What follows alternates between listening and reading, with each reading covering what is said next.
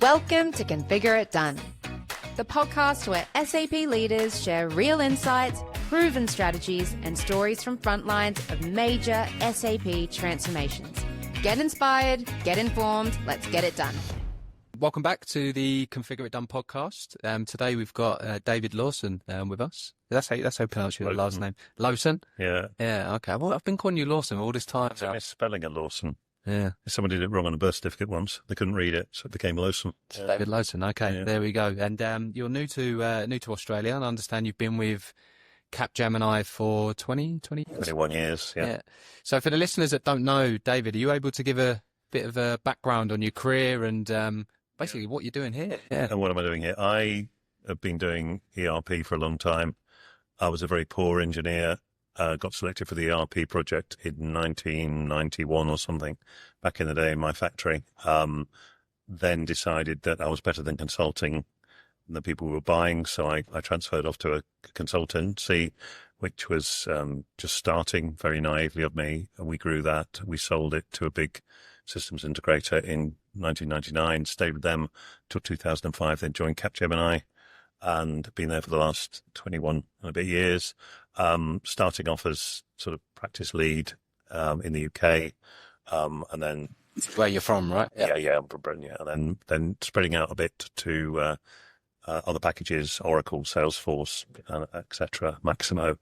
And then, strangely, in 2017, I took over, following a reorganisation in Capgemini, I took over the European Centre of Excellence for SAP, which was across all of Europe, and then the global one in beginning of end of 22.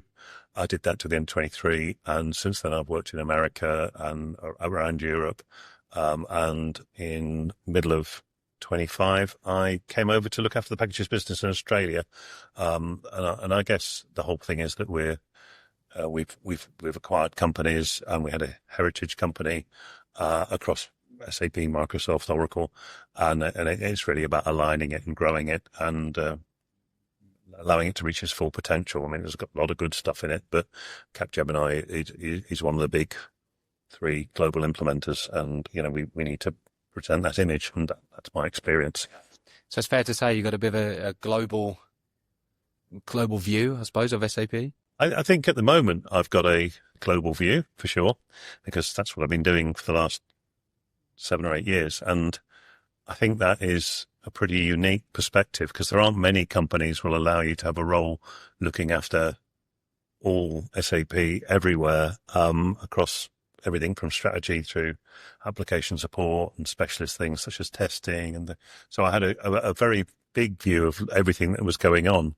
I can't say I understood everything in great depth, but I had a view of everything. And I think that was a really unique perspective. So when I was going to see customers and other SAP partners, I could play that back, and I kind of realized that was my special skill. Mm-hmm. So I don't know much about PPI, or I don't know much about payroll, but I do know about what 1,600 projects that we've done of how they worked, and what does work and what doesn't work, and what is failing at other places with other partners, or whatever it is. And I realized that was a unique thing that I've been allowed to build, which I'm very grateful for.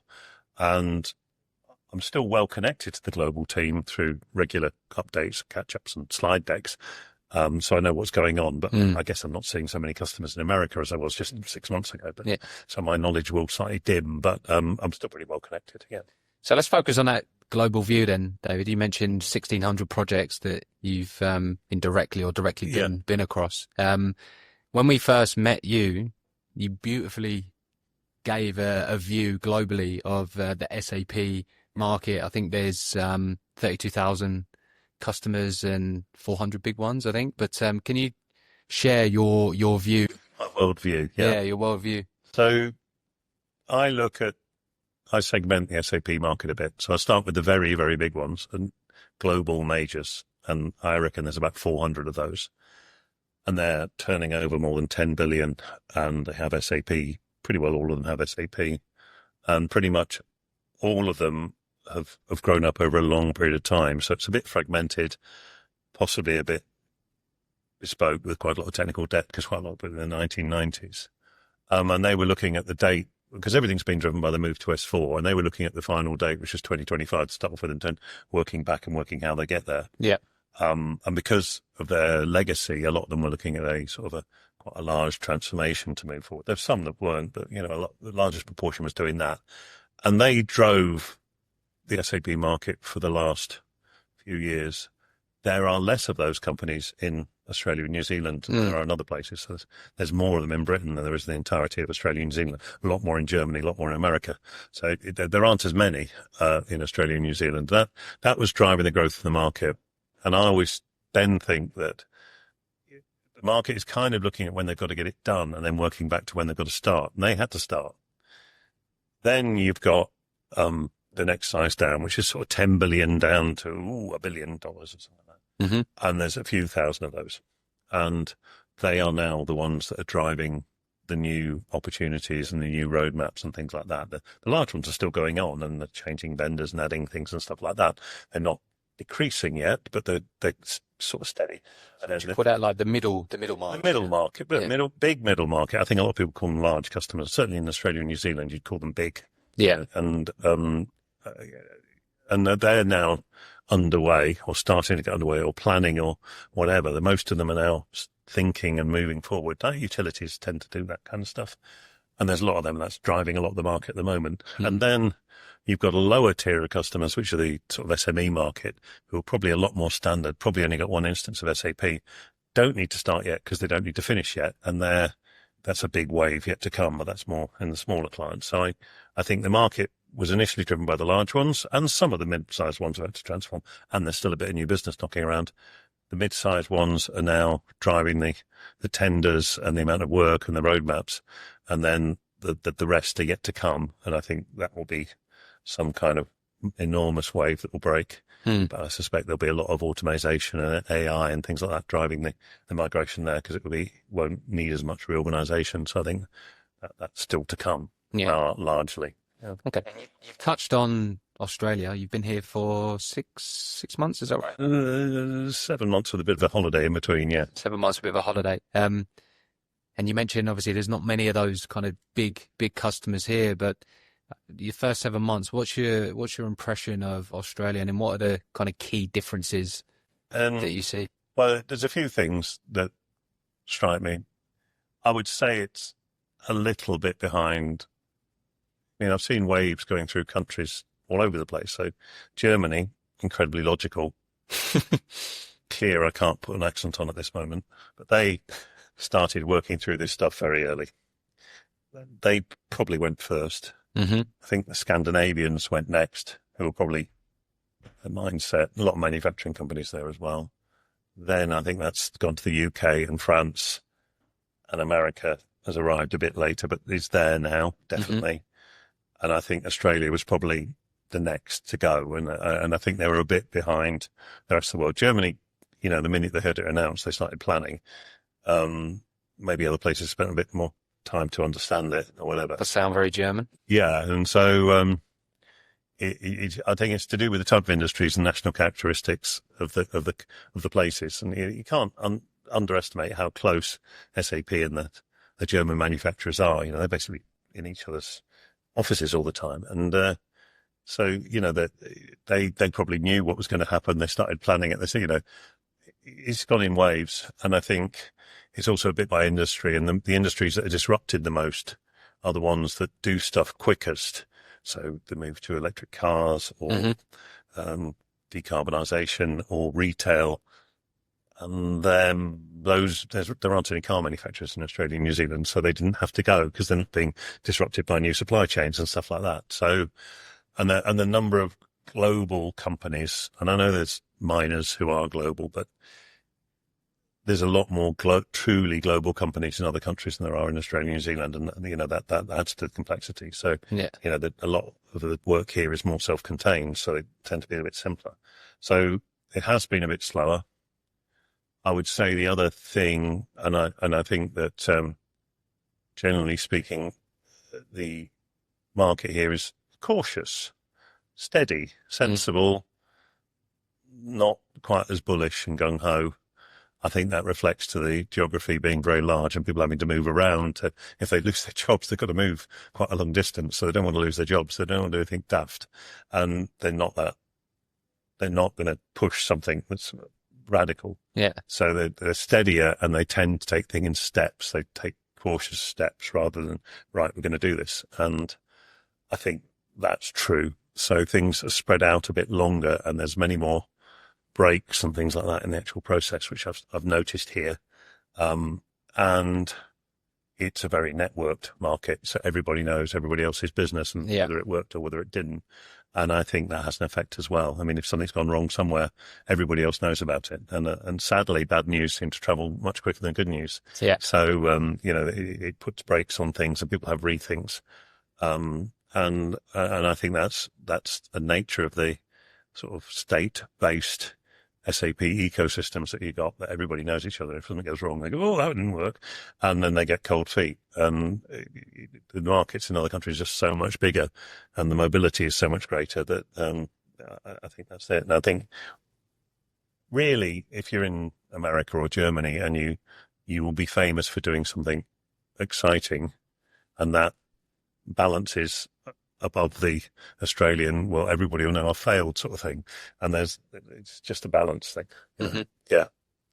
Now, I've read one of your articles and I like your point around a lot of companies being cautious. In one of those articles, you were quoted in there that you expect 2026 to have 50% more work than last year. Mm-hmm. Now, we had a chat off camera before and you mentioned there's a lot of tenders and a lot of things that are dropping, but 50%, do you see that coming to fruition? Yes. I'll expand on that. I think 2026. I mean, I'm currently got people adding up the customers, the larger ones, what they're up to and what they're doing and the approach they're taking.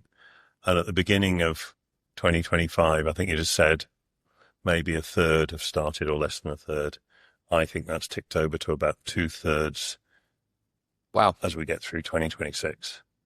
And I suspect going forward, there might be one more year of that sort of new tenders, new roadmaps, and then we'll get into a making sure it gets delivered phase, which is going to go on for quite a while. But I think there's been a massive acceleration in the larger ones in the last 6 months. And that's nothing to do with me arriving. I think it's just dumb luck that I've arrived as there's a lot of work and a lot of people thinking about it. And I think it's back to this point. You think about where you've got to get to and then work out when you've got to start. And that everybody's worked out the same thing and momentum building within the market. And there's regulatory periods and stuff that affect utilities and government budgets and things like that. So it's all come together to create quite a lump, I think, going through at the moment. It's a bit of a land of opportunity then. Yeah, but then it's going to be stable for a while, and then I don't see it declining for a while. But then there'll be new ones coming in. There's always new business. There's a few big new business opportunities. But yeah, I think the sort of doubling won't happen again. I think there's going to be a bit of growth. Then it will be stable, and then inevitably it will start to tail off. If SAP don't announce R5, which we just don't know, it might happen. Yeah. What will happen? Yeah, so that's what my feeling is. Yeah. Okay. Zooming back out to some of those global big clients that moved first. Yeah. I think when we first met, you mentioned that they've started their greenfield implementation, or some of them have started their greenfield implementations, and 7 or 8 years later, they only had one site live. Yeah. So I just wanted to tap into that a bit further, and why was that happening? And if I was a company in Australia looking to start my S4 journey, what are some of the common pitfalls that we should be avoiding? I could talk about this for an hour, but first of all, the pitch has changed during the process. So SAP have announced RISE, which is a big deal. They've Clean Core and the API extensibility has become real during this time. So the product's changed, which is, you've got to take account of that. Then I think people had thinking which was based around what we did last time, which was 2003 or 1994 or whenever it was. which was really replacing a load of disparate systems with SAP, and they weren't particularly joined up. And now you're taking something which is very joined up and integrated with systems like, when they put it in, we didn't have CRM, we had a sales desk, and we didn't have PLM, we had CAD/CAM. Now you're having to unpick all these really complicated digital chains. And we put it in before the internet in some cases. Now, it's all very, very faster. And we didn't have so much global supply chain type stuff going on. And so it's got harder because you've got to unpick all that stuff and you've got to think end to end rather than just what can SAP replace. So that's a lot different, deeply integrated. So that's a big factor.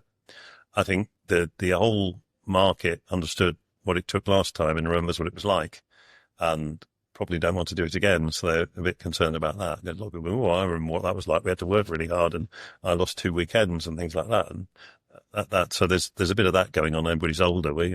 I was doing SAP in terms of staying up all night when I was 30 something, and I'm a bit older now, so maybe I don't want to. And then business has definitely changed. The old way where you could sustain a 6 or 7 year program and you knew what you were doing throughout that time, that's gone.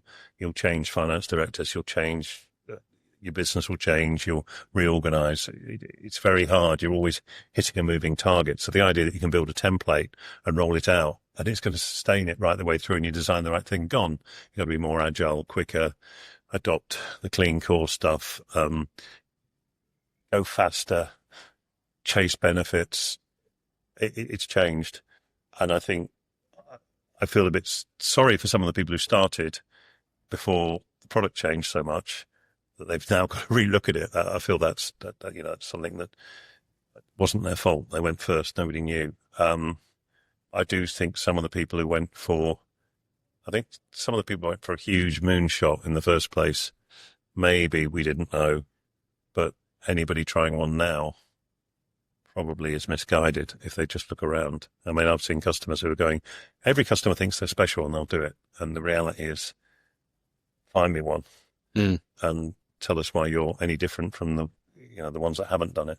And I think with the new approaches you've got with some of the sort of hybrid approaches and a bit of upgrade, a bit of selective data migration, a bit of new stuff and chasing it, you get pretty well all the benefits and a greatly reduced cost and a greatly reduced risk and heartache. And I think the other, I'm still getting the odd tender in this market where somebody comes and here's a list of 7,000 things we want the system to do. You're going to go for standard. It's not about writing down what you do at the moment and hoping for it. It's about adopting standard, and starting off on the wrong foot, you've probably lost it already. It's far more beneficial to think about it in a modern way, work out the outcomes you want, think about how you will get those outcomes, the amount of change involved, then drive it through and accept that you're going to go standard. Why are you writing a functional spec if you're going standard? You don't need to, and then driving through sprints and doing that kind of thing. Yep. So if you had to kind of summarize the key learnings for Australian customers, based on what you just said there, what would be the key ones they should look out for? Go faster. When you do your roadmaps and stuff like that, make sure that's the first stage of your implementation, not just a load of PowerPoint that you can't use at the next stage. Don't set unreasonable expectations with your business or your users, and make sure that's 100% aligned. You will not have a problem with the technology. Your problems will be to do with change, business impact and adoption, and look after your data. That seems to be a very key thing, that people have an opportunity to get that right. Other than that, if you do your architecture right and make it flexible, put up some scaffolding effectively to allow you to change things as you go along, try and avoid interim states, go for the biggest bang you possibly can. Don't do it phased and roll it out and roll it out and roll it out. Just get it done. It will work. And I will say that the people who are on S4 and a clean core and an extensibility platform are very happy. So get on it and start getting some benefits. Yeah. And one of the things you mentioned there was data. And that leads me nicely onto AI and the future. So AI and SAP, I'm going to leave it really broad, but yeah, what's your view on that? I think you're talking about the difference between the people who make the cars and the people who own the roads. And I think SAP owns the road, it owns the data. People will be wanting the data within SAP to do things with. So you can look at it many different bits. So you've got plenty of accelerators within SAP to make implementation quicker and safer. And also, our company and other companies will have lots of that. So we can read the old code, write a functional spec, write a tech spec, see whether it's available in the new functionality, say yes or no, and then rewrite the code in the extensibility you want in a clean way and write a test script. Remove that stuff is done. Booking rooms is done. Creating data needed for testing, that's done. All AI. So making it quicker to do is there. Signavio benefits all linked together. AI. Happy days. So it's faster and more reliable, and you can do a few things you couldn't do before, like comparing multiple SAP systems, saying this is what they're like and this is the best fit. So that wasn't possible beforehand. You need the world's biggest spreadsheet to be able to do that. Now you can do it with AI. So it's much better to put it in, and there's a lot of acceleration with AI. Next thing is the sort of the process optimization improvements that SAP have built in through Joule, and that's there. And of course, you're using them. It's there. It's what get the CV in, do your accounts, but all that stuff is there. And then you then go to extensibility with BTP, writing nice new agents for doing things that you couldn't do before, whatever it is, releasing batches or exception management in defense manufacture, that sort of stuff. We have to look in one, and you do that through BTP and other packages, bring it together, and you've got a nice agent. And then you've got this whole new thing with the BDC. We're taking data out of SAP, you enrich that data with data at all sorts of places, building new things, and then putting information back into SAP. And I think there was an opportunity, if you stop thinking about individual processes and process steps and free your mind a bit, that you, instead of saying, how do we automate accounts receivable? You say, why have we got accounts receivable? That kind of thought can be built in through that. And I think that SAP, as long as it's got that data, it's in good condition, people will continue to do more and more stuff on top of it, and it's going to grow. And SAP will have a nice time getting more usage and consumption, and the SIs and the customers will get a nice time in terms of benefit, but also by doing more. So, yeah, I think it's in a great place to take advantage of it. And I think there's a number of things that sprung up around SAP, doing automation or sorting out particular problems, which you don't need anymore. And so SAP's got an opportunity to sort of eat that stuff anyway and do it. So I think it's a big opportunity for SAP, big mind shift. I think it can provide the business case for S4 migration. Mm-hmm. We've got a nice diagnostic. You run it over your business, and it says, well, you've got these many people doing this. You don't need that many. You can have this many agents. And I think building agents is a bit overhyped, because we can build an agent and provide it a reasonably cost-effective place, and we've got 450 of them already written. So that's not a problem. I think it's more about the imagination, managing it, getting all the security and architecture right, and getting it into your implementation. So I think SAP is in a great place with AI. Clearly, you'll have fewer users, but they'll make that up through BTP and stuff like that, and BDC. So it's a bit of a trade-off, but I'd much rather be SAP than some other things. I think it's a good place. Okay. As recruiters, David, we get asked the question about upskilling to future-proof work. What's your message to SAP consultants around future-proofing? Where should they upskill? Should it be AI, or where should they upskill? Well, apply for a job and we'll give you the training. I think anybody who can talk business as well as tech is at a premium, always has been, always will be. Yeah. Solution architects across multiple modules always will be. Engagement managers who can talk to customers and get things across the line and convince them that clean is a good thing will always be in a premium. So people skills, workshop skills, business skills. I would recommend everybody reads the Sunday papers business section and understand what's going on that drives it. That'll be the first thing. I think in technology, we're going to be doing less development. We're going to be doing less testing. We're going to be doing less of that. We'll probably be creating profiles automatically. So you've got to understand more about that, what it's going to do and what it's going to be, and then advise on the architecture and the security and things like that.